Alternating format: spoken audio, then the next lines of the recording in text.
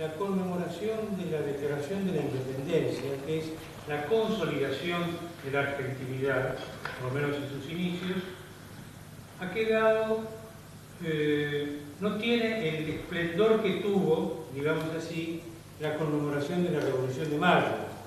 Las circunstancias son distintas, los gobiernos son distintos, no quiero hacer ninguna reflexión sobre ese punto, pero la verdad es que este gobierno, sea por razones presupuestarias o tal vez por su propia vocación, ha querido mantener la conmemoración de esta declaración en un ámbito, en un terreno un poco más austero.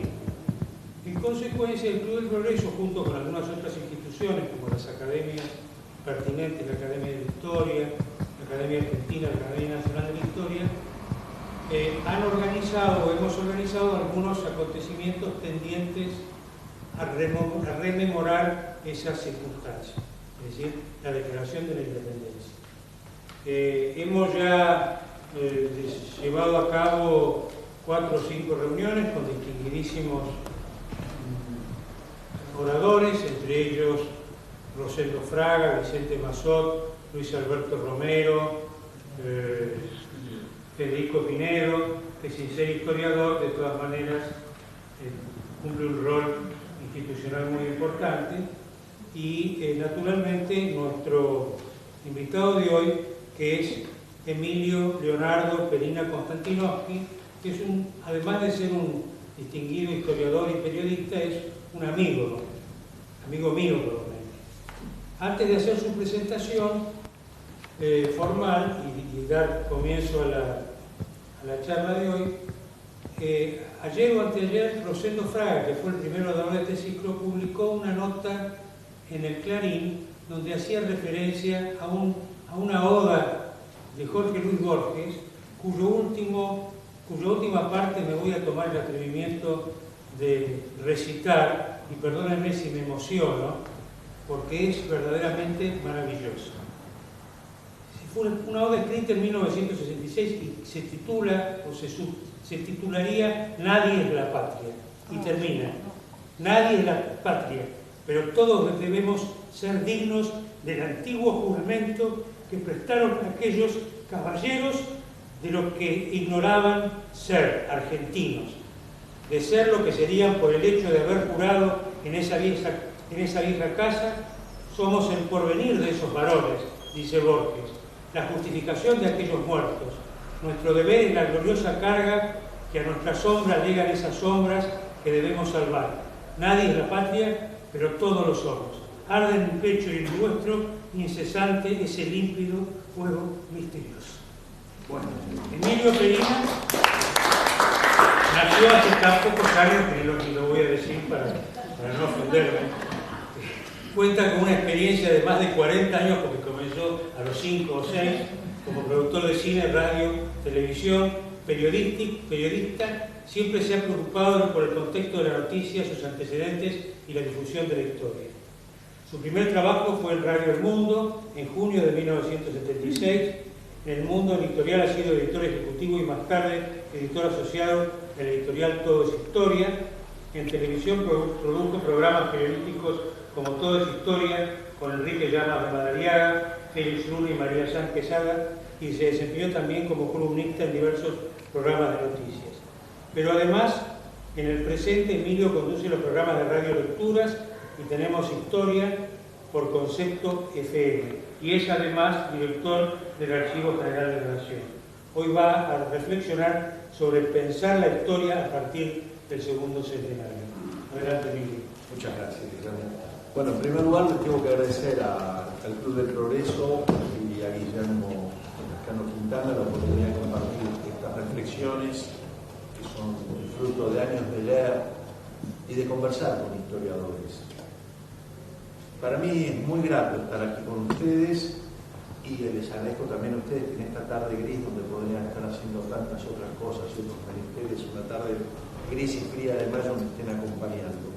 Y además, yo también me había notado, por eso lo tenía presente a Federico Pinedo, es un tremendo halago estar en un ciclo donde ya han hablado Rosendo Fraga, Luis Alberto Romero, Vicente Pasol, Federico Pinedo, todos amigos e historiadores con los cuales suelo conversar y entrevistar en los programas y compartir algunas de las ideas, por lo cual tal vez parte de lo que yo diga hoy ya lo haya dicho alguno de ellos, porque los he escuchado, los he seguido, los he aprendido.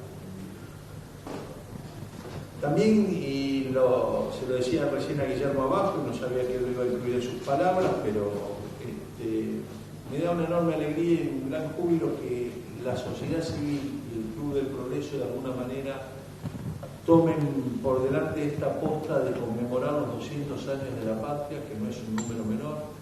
Borges se burlaba y se reía de nuestra costumbre de rendirle culto al sistema métrico decimal, como decía, porque le damos tanta bolilla a los números de los años terminados en cero. Que Borges se burlaba de esa manía que teníamos de atender a los números y los años terminados en cero, pero creo que, y es lo único que quiero decir como funcionario, ¿no? Y explicar un poco la situación en la cual nos encontramos, porque la administración anterior, el gobierno de Cristina Fernández de Kirchner, no previó en el presupuesto ninguna partida para conmemorar los 200 años de la patria. Y la verdad que me parece una falta de respeto a nuestra historia y una falta de respeto a nuestro pasado, y me molesta mucho el tema cuando lo pienso, porque no era una cuestión eventual, no era un suceso que podía pensarse que no se iba a llegar, era una fecha que tenía una fecha muy concreta y sabíamos que íbamos a arribar a eso. La historia que tenemos y la historia que contamos es parte de nuestro patrimonio intangible y me parece a mí que debe ser cuidado y debe ser honrado. Y el gobierno anterior se caracterizó por un manejo muy estrafalario, un manejo muy discrecional de esta cuestión y realmente, vuelvo a decirlo, me parece bárbaro que los partidos políticos, las ONGs, las empresas comerciales, porque en definitiva no se trata de 200 años del Estado argentino, sino se trata de 200 años de la Argentina, y como bien decía el poema que recién nos leía Guillermo de Borges, la Argentina somos todos y no somos nadie, ¿no?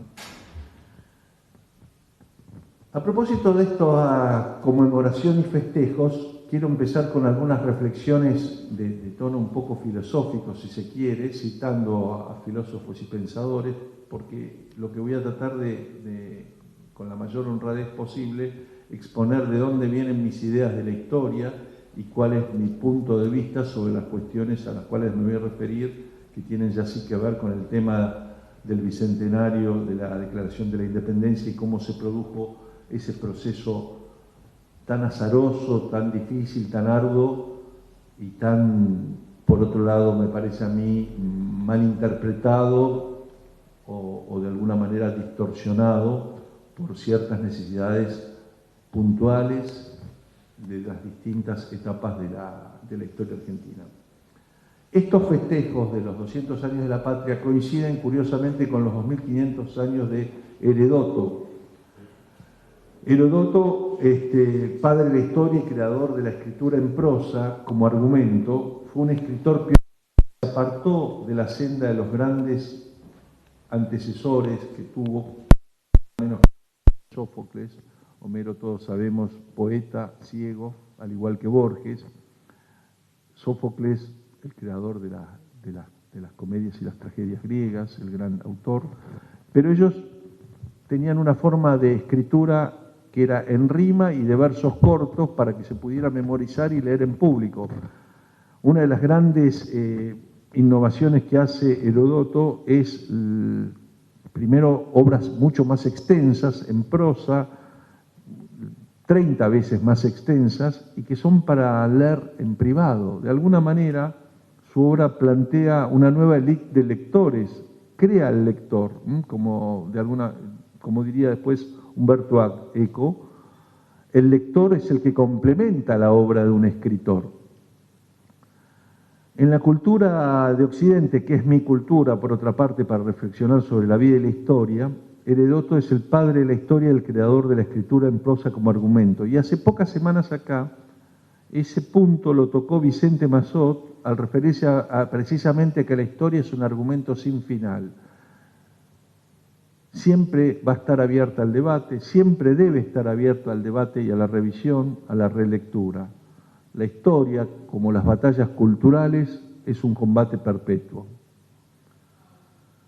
La última referencia que quiero hacer a la tradición intelectual occidental es la huella de dos grandes de los presocráticos, que son Parménides y Heráclito, que nos dejaron de alguna manera una visión binaria de la vida, ¿no? Para uno, para Parménides, siendo se es, frase que después va a retomar Jean San Martín, cuando dice serás lo que debas ser y si no, no serás nada. Y para Heráclito, el cambio es constante, lo que vale en la vida es el cambio, no nos bañamos dos veces en el mismo río porque cambiamos nosotros y cambia el río, es un doble cambio.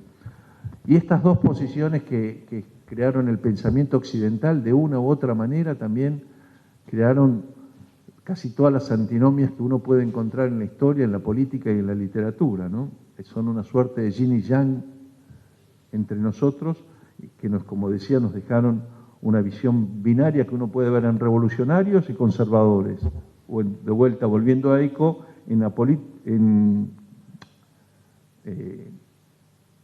integrados y apolíticos. Desde tan disímiles puntos de vista uno puede observar que hay muchas formas de interpretar un acontecimiento sin ni siquiera falsearlo. Había un famoso aviso publicitario, y acá me tira el periodismo, que decía, se pueden decir muchas mentiras contando solo la verdad. Era de Folia de San Pablo, que decía que a uno le daba la información necesaria para comprender el mundo de hoy. Y muchas veces nos encontramos que la forma de manipular la historia es contándola en pedacitos, acudiendo a anacronismos, interpretando cosas que no podían estar en la mente o en el conocimiento de los actores de su momento. Y es una de las tergiversaciones más perversas porque de alguna manera, como en el aviso de Folia de San Pablo, se pueden decir muchas mentiras contando solo parte de la verdad.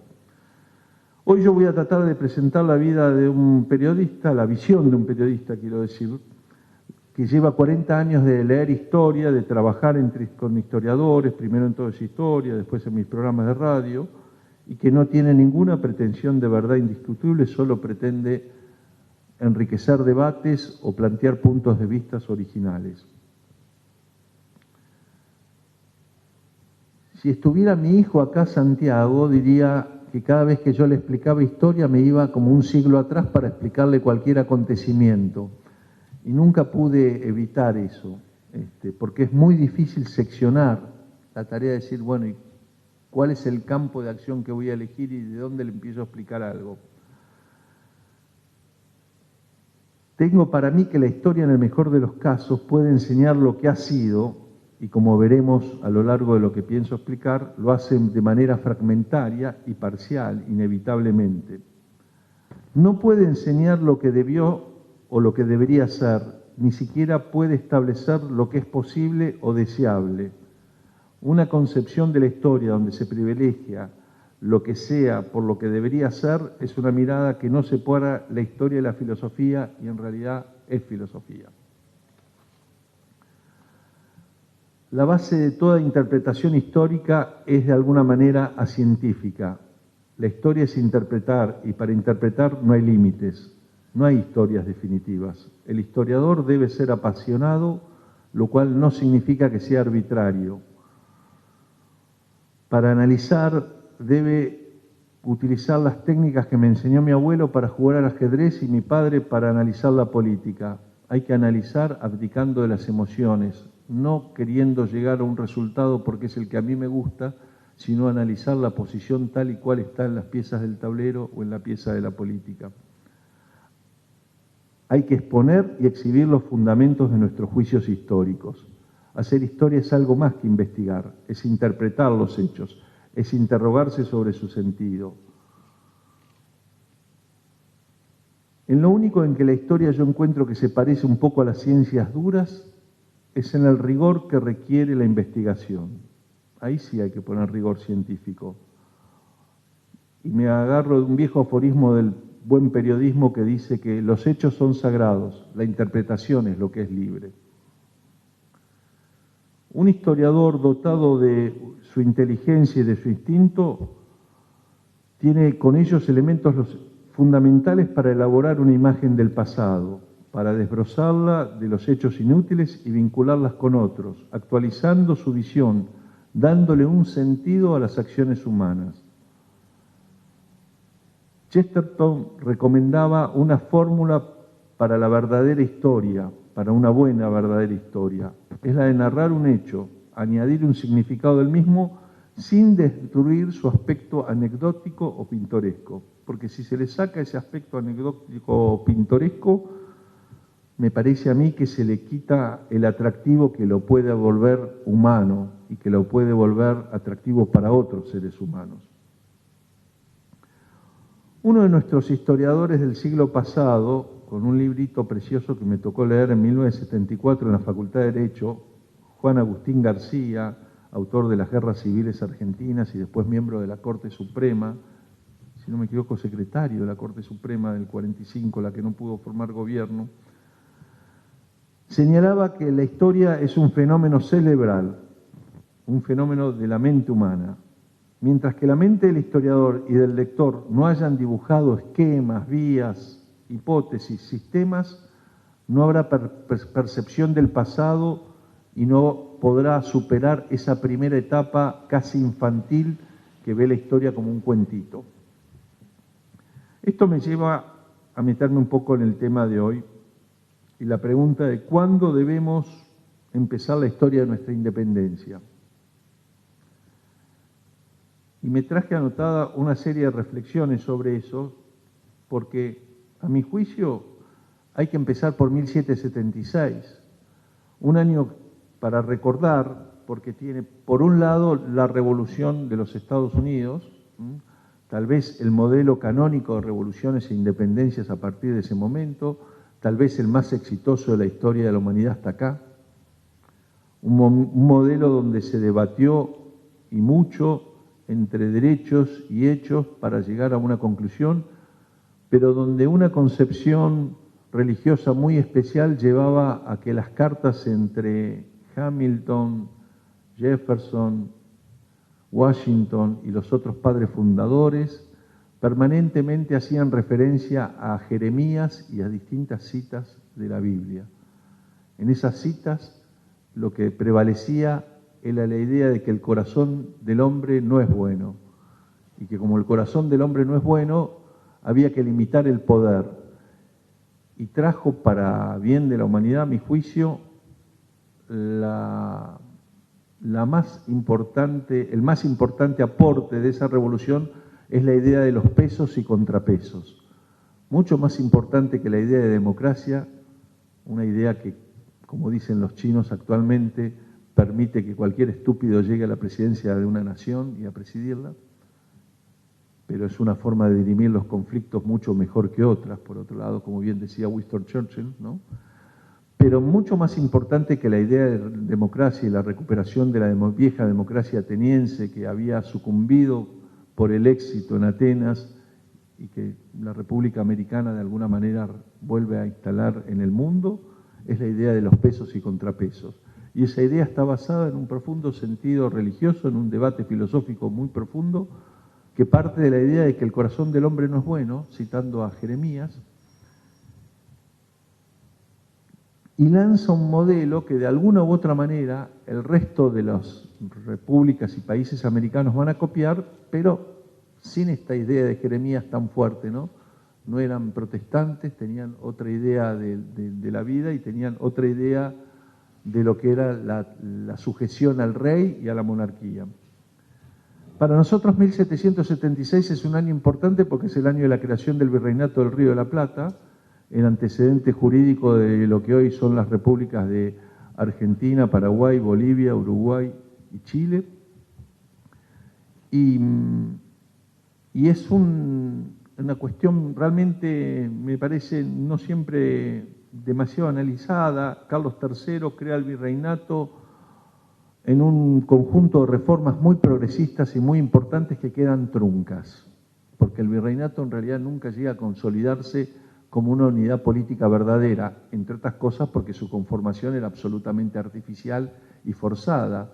De ahí que hoy sigamos viendo, más de 200 años después, que un boliviano tiene ciertas características y un montevideano o un bonaerense tiene otras totalmente diferentes, desde la forma de caminar, hablar, vivir y sentir la política.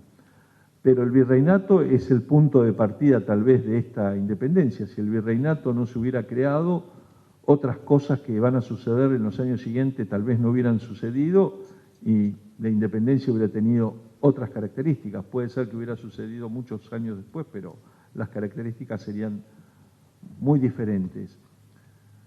Una de las críticas que yo le hago a nuestra tradicional forma de ver la historia, o mejor dicho, una de las críticas que yo hago a la historia que me enseñaron en la escuela primaria y parte de la secundaria, o sea, hasta hace no tantos años, es que enseña la historia argentina, y por cierto, acá hago un paréntesis porque hoy se enseña mucho peor todavía de la que me la enseñaron a mí, pero enseña la historia argentina sin tener en cuenta lo que sucede en el mundo, sin tener en cuenta la política internacional. Tal vez por eso, entre nosotros, en general, la política nacional tiene poca vinculación con la política internacional y la integración de la Argentina con el mundo siempre ha sido un problema crucial y dramático.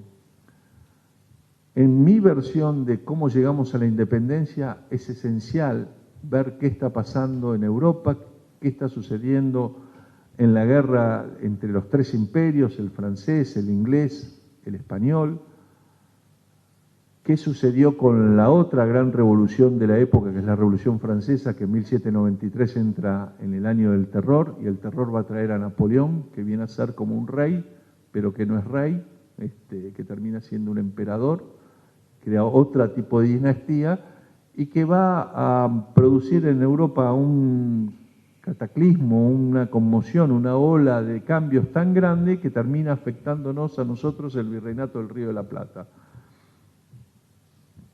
Para esto hay que acordarse de otra fecha muy importante a tener en cuenta, sin la cual tampoco se puede entender la crisis del Imperio Español, que es octubre de 1805, la batalla de Trafalgar, donde va a desaparecer prácticamente la Armada Real Española.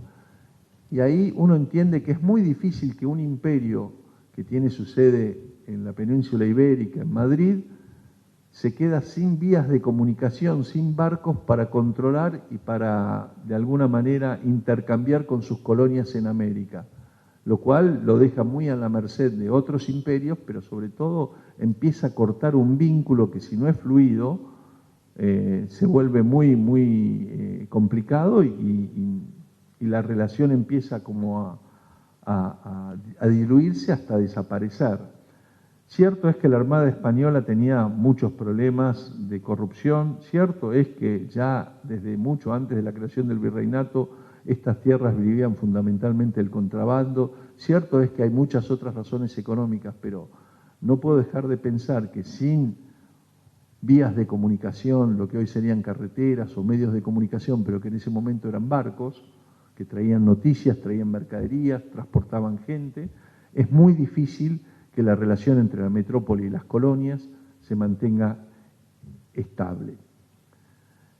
Y el acontecimiento que muchos historiadores consideran detonante del proceso de las revoluciones en Latinoamérica, o por lo menos entre nosotros en el Río de la Plata, va a ocurrir el 27 de junio de 1806 y se va a marcar los años 1806 y de 1807, que es la invasión británica al Río de la Plata. Y marco lo de invasión británica porque en el colegio, interesadamente y fruto del nacionalismo de los años 40, se las llama invasiones inglesas, pero no vinieron ingleses, vinieron escoceses, vinieron irlandeses. Ingleses eran la minoría, así que es una invasión del Imperio Británico al Río de la Plata, y que es una sola invasión y no dos, porque nunca se retiraron del Río de la Plata, se retiraron de Buenos Aires cuando Liniers produce la Reconquista, pero van a volver, se quedan todo el tiempo en Maldonado, en Punta del Este, esperando los refuerzos para intentar una segunda ola de esa invasión.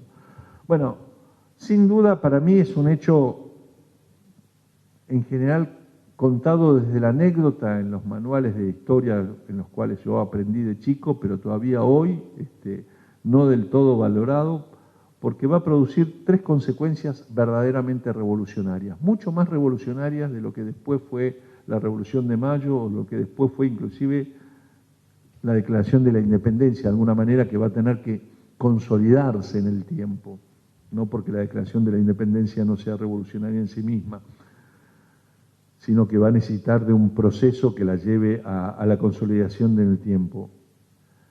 La invasión británica trajo primero una consecuencia política tremenda, una revolución política tremenda. Acá se echó un virrey, y eso no se hizo en ningún otro lugar de Hispanoamérica.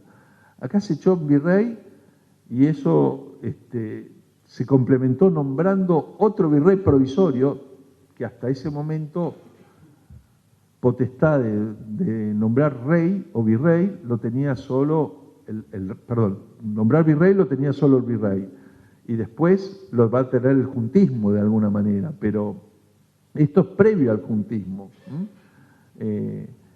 Se echó a Sobremonte y se nombró a Liniers, y Liniers se va a convertir en el primer caudillo popular de la ciudad de Buenos Aires, el primer caudillo popular de estas tierras, que nos va a mostrar una constante en la historia argentina, que uno pasa de rey a mendigo muy rápidamente, porque en apenas 4 años y medio Virrey va a ser fusilado, en el proceso que él mismo de alguna manera comenzó, lo van a fusilar. Para mí es el primer gran crimen de la historia argentina, el fusilamiento de Virrey, pero esta es una interpretación muy discutible. Yo considero que no era necesario. Los jacobinos de la Revolución de Mayo le tenían miedo a la popularidad de Liniers, esa es la verdad. Y como le tenían miedo, optaron por la solución no política, que es fusilar. El segundo hecho revolucionario de las 3 grandes revoluciones que va a producir la invasión británica al Río de la Plata es el libre comercio. Termina con el monopolio español por 2 motivos. Uno ya mencionado, casi barcos españoles no quedaban, porque en Trafalgar se había hundido lo que podía escoltar la marina mercante, que era la Armada Real. Y segundo, porque como consecuencia de la primera oleada de la invasión, Londres, enterado de que Buenos Aires había caído sin lucha y fácilmente, rápidamente armó muchas flotas, y se cuenta que había cerca de 400 barcos mercantes en Montevideo y en la entrada al Río de la Plata, esperando desembarcar con sus mercaderías y sus productos, y que en el medio se encontraron que la ciudad había sido retomada y que no lo podían hacer. El Cabildo de Buenos Aires y las autoridades de la ciudad, con Virrey ya Liniers a la cabeza, resolvieron que era mucho más sensato abrir el monopolio y comerciar que dejar que todo se canalizara por el contrabando, porque inclusive para el contrabando era demasiada mercadería y era una forma de cobrar impuestos.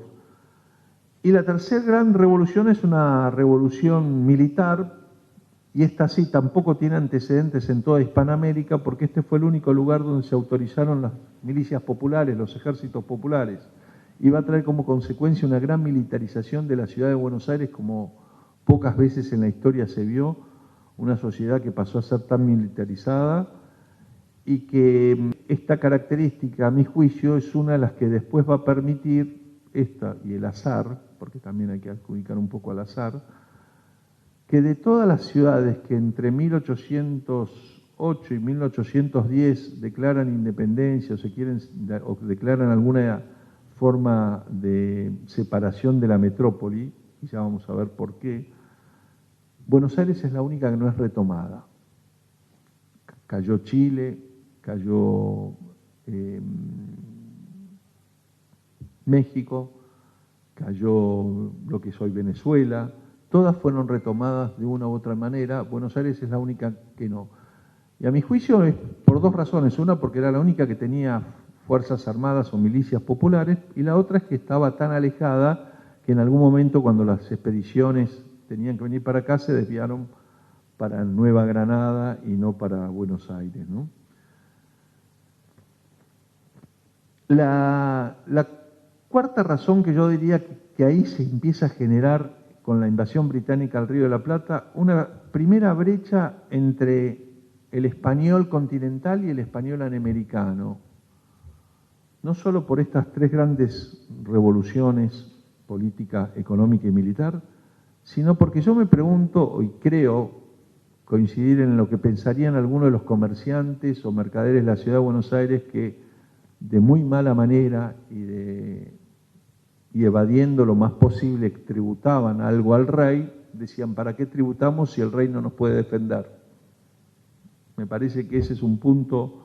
Si uno tributa en un Estado y ese Estado no tiene con qué defenderlo, lo más probable es que uno quiera armar un Estado propio o quiera tributar en otro lado.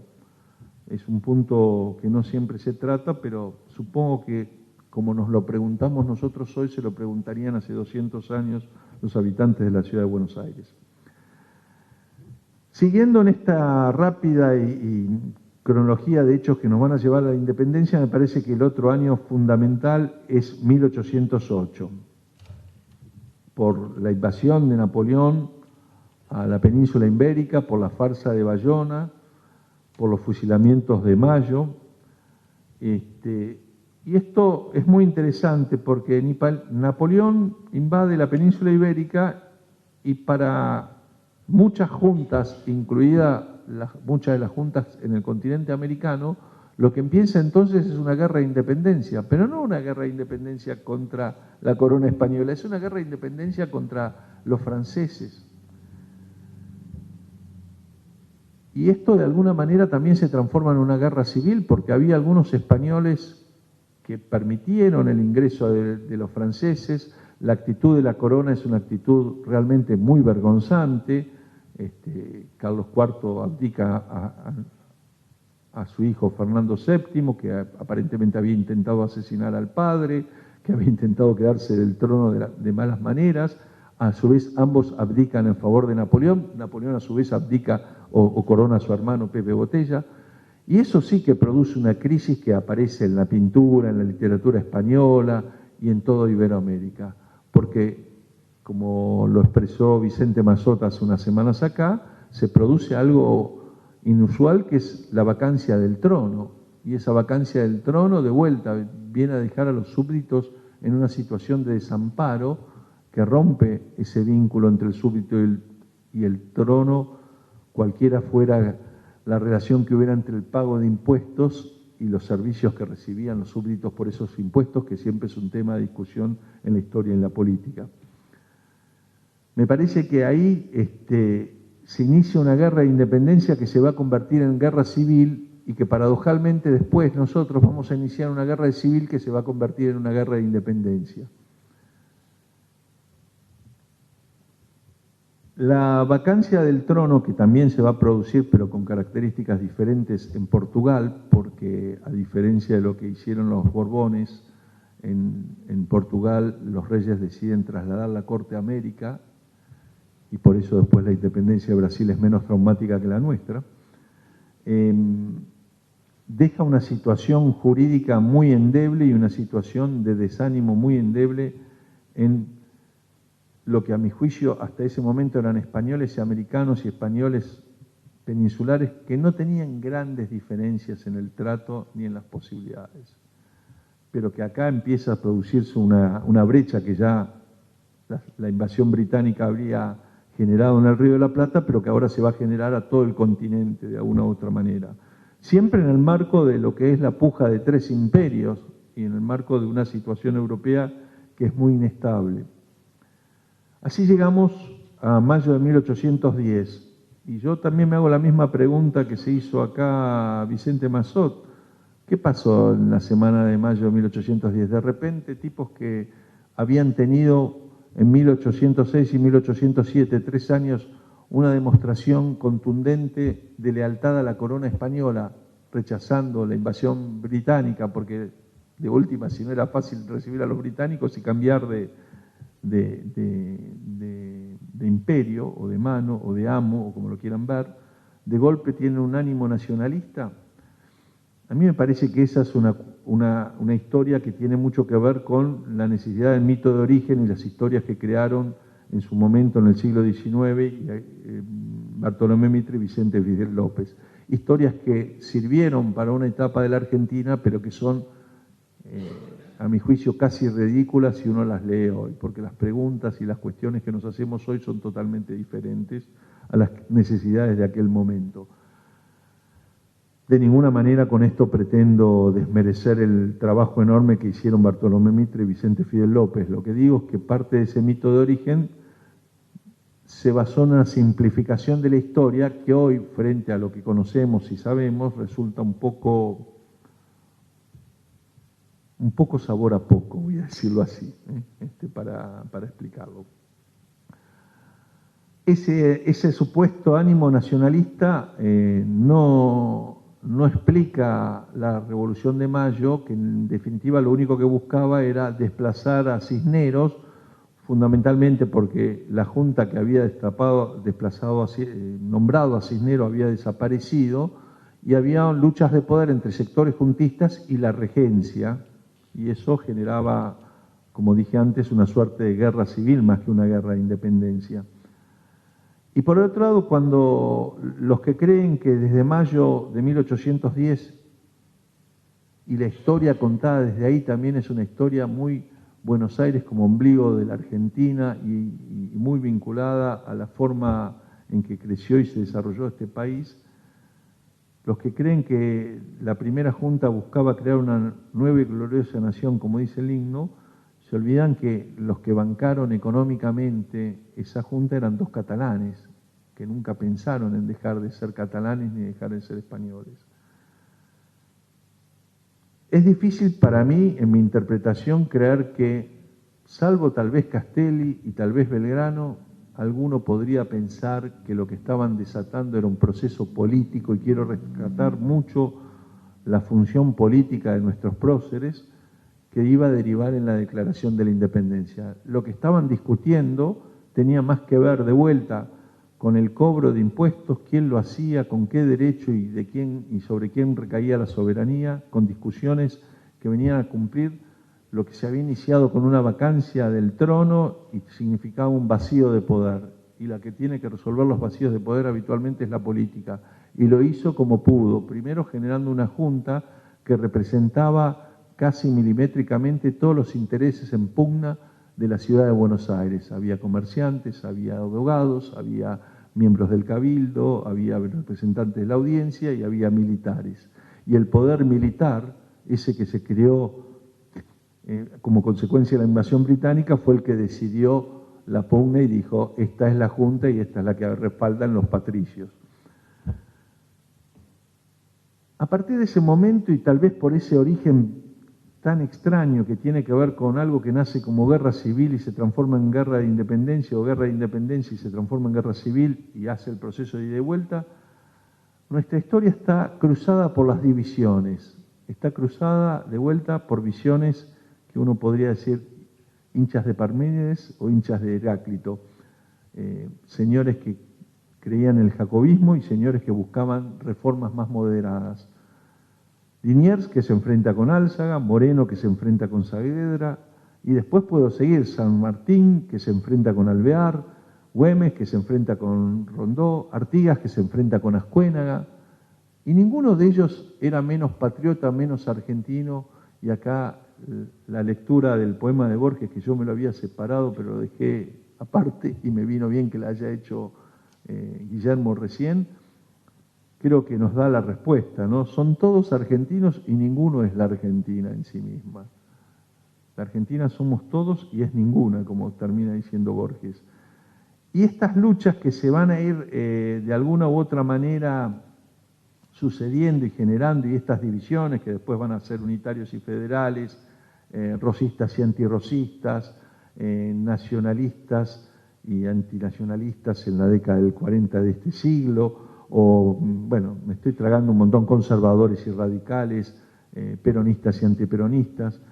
Ha sido una historia que desde el comienzo ha estado marcada por líneas políticas que parecen totalmente irreconciliables.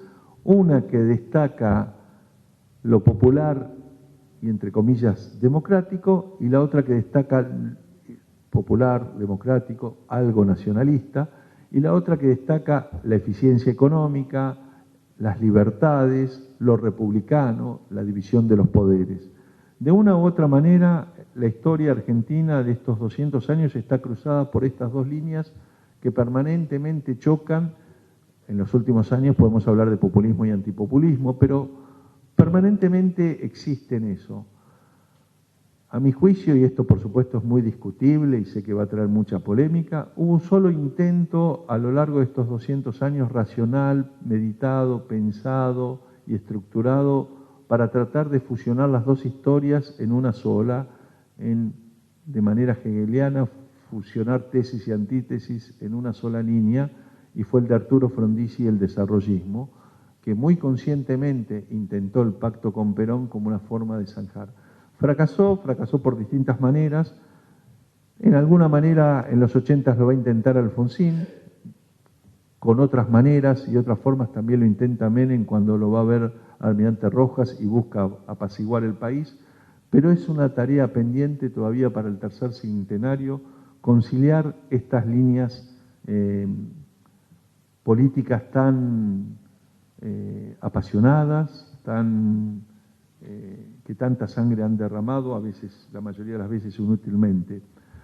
Pero me había quedado en la Revolución de Mayo, la llamada Revolución de Mayo, que yo creo que es un poco exagerada, la visión de la Revolución de Mayo, es como es exagerada la visión de Mariano Moreno, un prócer con 11 meses de vida y dedicación a la patria. 11 meses es la gestión pública de Mariano Moreno, 24 años le dedicó Belgrano, o 25 casi. Me parece que poner uno al lado del otro es una injusticia, pero vuelvo a repetir, estas son interpretaciones de un periodista. Va a venir la Asamblea del año 13, que representa tal vez el fin del jacobismo, pero representa al mismo tiempo uno de los momentos más importantes y de los cuales más orgullosos podemos sentirnos los argentinos, como avanzada de lo que la gran parte de la humanidad recién iba a tomar casi 40 o 50 años después, que es la abolición de la esclavitud, la idea de que todos los seres nacemos realmente iguales, cuestiones que para Inglaterra, para Estados Unidos y para gran parte del mundo se resolvieron muchos años después.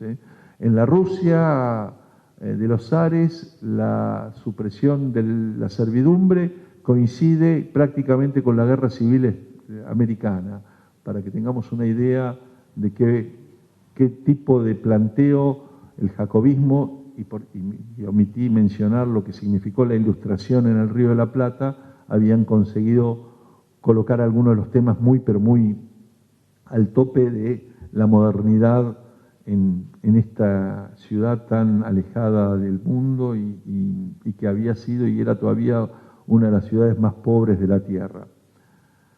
Llegamos entonces al 9 de julio de 1816 y yo me anoté aquí que es un acto simple, desesperado, pero de una enorme trascendencia.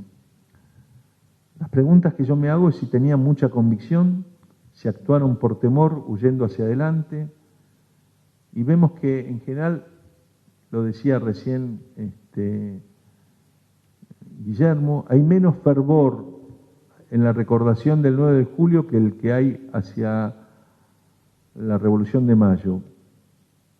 Suelo decir en mi programa de radio que la independencia y el nacimiento de la patria es el 9 de julio, que el 25 de mayo no nació ninguna patria, porque no conozco ninguna persona que festeje su cumpleaños el día que los padres lo concibieron, el día que los padres copularon. Todo el mundo lo festeja el día que dice su documento de identidad, que es el que tiene la partida de nacimiento. Y la partida de nacimiento, como documento político y jurídico, se genera el 9 de julio, que tiene también sus bemoles porque hice mención al mito del origen, la necesidad que tienen las naciones de crear un mito de origen, y acá deberíamos hacer también mención a Federico Nietzsche y el mito del eterno retorno, que dice que siempre volvemos a ese punto de origen de alguna u otra manera. Y la Argentina es un país donde parece que nunca hay tiempo para hacer las cosas bien, pero siempre hay tiempo para hacerlas dos veces.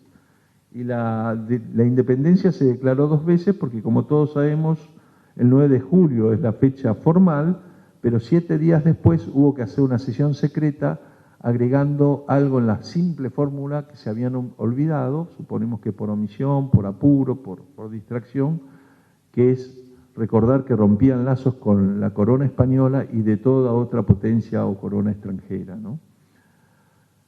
Y este detalle que tiene que ver con las discusiones de la época, porque a partir de 1810, cuando se formó, sí, el primer gobierno patrio de alguna manera, o la primera junta local, empieza un contrapunto entre monarquía y república sobre cómo debía ser el Estado, qué tipo de Estado debíamos tener, desde ya que no había nación en ese momento.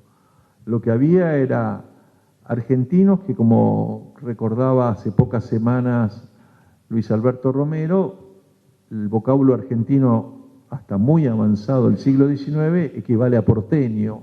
No hay una diferencia entre argentinos y porteños.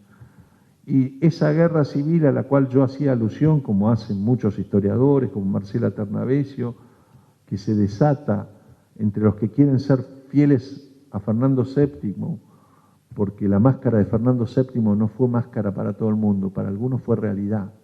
Algunos lo habrán utilizado como excusa política, pero otros realmente creían en esa máscara y luchaban por devolverle a Fernando VII su poder sobre estas tierras. Va a plantear una lucha entre sudamericanos, godos, patriotas y realistas. Los nombres que se usaban eran de las provincias, arribeños, salteños, y esto también me parece una reflexión importante sobre cómo se gestó todo ese proceso político tan complejo que derivó en nuestras largas guerras civiles después, porque son siempre las partes luchando sin un todo, siempre son fracciones, nunca hay un todo. Para llegar al todo va a haber que esperar mucho más allá de la Constitución, mucho más allá de 1853, de la caída de Rosas, mucho más allá de la división entre Buenos Aires y la Federación entre 1853 y 1860, el Estado Nacional, y uno podría pensar también que la Argentina como tal, como la conocemos hoy, ya entendiendo por vocablo argentino a todos los habitantes de la nación, surge en 1880, cuando Roca, Julio Argentino Roca, va a construir el Estado Nacional, todas sus instituciones. Y lo va a hacer, y esto no es menor, imponiendo la fuerza del Estado Nacional a la última sublevación de una provincia argentina, que es ni más ni menos la provincia más grande, Buenos Aires. Y esto me parece que merece una reflexión, porque es la que inició el proceso con la invasión británica, la que va a terminar de alguna manera siendo vencida por ese Estado Nacional que se va a configurar. El hombre es la medida de todas las cosas. Yo voy a llegar hasta acá con mi historia argentina y voy a reflexionar de vuelta sobre la historia donde la materia de los sueños también entra en historia. El pasado nunca muere por completo para el hombre. Es una constante resignificación del pasado, porque no podemos conocer toda la verdad. Y acá tengo entre paréntesis citar a Funes el Memorioso. Borges en muchos de sus ensayos y de sus poemas nos enseña mucho a reflexionar sobre la historia. Y no lo hace como historiador, lo hace como pensador y como creador. Y a veces aporta más verdad de la que aportamos o aportan los historiadores. Fíjense que Funes en el Memorioso es un personaje re interesante, porque Funes conoce todos los acontecimientos que fueron y que serán, prácticamente. Tiene percepción de lo que va ocurriendo, de todo lo que pasó y de lo que va ocurriendo en tiempo real. Pero Borges anota una cualidad de Funes que nunca hay que dejar de olvidar, que es la más terrible. Lo que Funes no podía era pensar. Solo tendremos a disposición nuestra, como dije al principio, fragmentos de la realidad pasada. Como solo tenemos de alguna manera fragmentos a disposición y visiones parciales de nuestra realidad presente. Siempre habrá dos historias, la que sucedió realmente y la que nunca podremos conocer de manera íntegra, y la que se nos aparece a través de distintas versiones. La variedad de temas que puede abarcar la historia es infinita, y nunca podrá saberse dónde empieza y dónde termina una historia. El historiador cree que puede ir rescatando poco a poco el pasado, lo va armando como un rompecabezas que en realidad no tiene final, porque el pasado es inagotable, siempre aparecen hechos históricos dignos de ser revelados. Por si fuera poco, hay cosas que se escapan al control de los cronistas. Algunos colegas míos creen que el periodismo es la primera página de la historia y eso es una barbaridad y no lo comparto, lo digo entre paréntesis, porque la crónica, aún la crónica del pasado, a veces se pierden muchas referencias escritas y orales de sucesos de cuestiones y hechos que han sucedido, cosas que han pasado pero que no dejan rastro y que por ahí 50 o 100 años después alguien descubre vinculándolos con otro suceso. Aparece una carta, aparece un documento, aparece una cuestión que en la historia contemporánea o cotidiana que hace el periodismo, por supuesto, no aparece. Hay otra complicación más para entender la historia, que si la verdad está en los documentos. ¿Cuántas verdades, cuántos rastros de otras cosas hay en el mismo documento y cuánta falsificación puede haber en un documento que pudo ser adulterado, manipulado? El maestro Benedetto Croce reflexionaba en la historia de cada uno de los hechos es síntesis de otros hechos y de otras historias.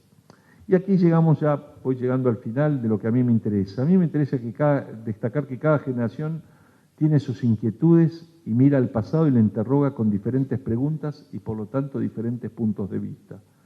La historia es siempre interpretación. Los datos son una materia de alguna manera frágil que se disuelve y a veces se vuelve a renacer. El historiador solo percibe ciertos hechos entre los innumerables que han ocurrido en el pasado. De esos pocos hechos elegirá, seleccionará, valorará algunos. Solo la posteridad transforma el desarrollo de los episodios en históricos, dijo hace pocas semanas acá Vicente Massot, y yo comparto esa historia, esa visión de la historia. Solo el tiempo determina si algo que parecía importante, en definitiva, y a través de la interpretación de un historiador, tiene realmente la magnitud que uno suponía. Es así que los acontecimientos históricos tienen un sentido solo cuando son ordenados por un historiador. No se concibe la historia sin una dirección, sin un fin, como no se concibe que nadie se ponga a escribir una historia si no están pensando en una sociedad. De alguna manera tenemos que aceptar que toda historia es historia política, que la hacemos para algo y para alguien. En la física, en las matemáticas, en las llamadas ciencias duras, cada generación recibe las investigaciones y los avances de sus predecesores. Se apoyan en los trabajos que han hecho sus antecesores. ¿Los ratifican o no? Y a partir de allí, como enanos parados en los hombros de gigantes, construyen su propia ciencia. En filosofía, en historia, en cambio, cada generación empieza de nuevo, de cero. La historia es pensada por cada individuo y por cada generación. Para cerrar, quiero recordar al gran Raymond Aron, un pensador francés que me influenció mucho toda mi vida, y él decía muy sabiamente, los hombres hacen la historia, pero no conocen la historia que hacen. Y es lógico, porque si la conocieran no serían hombres, sino dioses. Si Funes, además de conocer todos los hechos, los pudiera pensar, ya no sería Funes un hombre, y eso que ya el personaje tiene mucho de semidios. Así que estamos condenados a hacer una historia que no conocemos, y con eso tenemos que seguir lidiando. Nosotros somos la generación del Bicentenario. Debemos interpretar y construir la historia para las próximas generaciones, porque de alguna manera tenemos historia y creo que podemos contarla. Muchas gracias.